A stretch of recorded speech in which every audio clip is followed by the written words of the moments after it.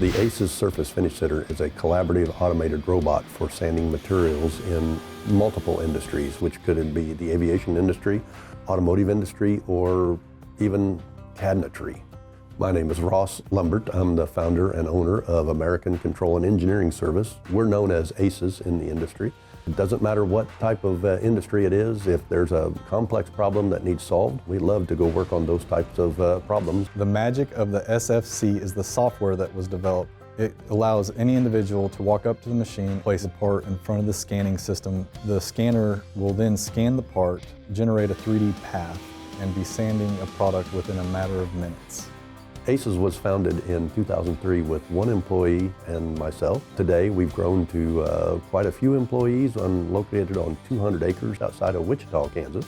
And we serve customers from Kuwait to California and from Canada to Colombia. We like to go out and work in other people's facilities, and so we like to have lots of individuals here that are more like the scientists that would work at Thomas Edison's laboratory, only in our case we turn it inside out.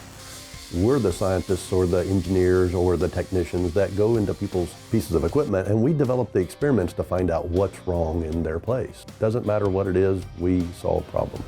To create higher quality products for customers and to create better jobs for employees.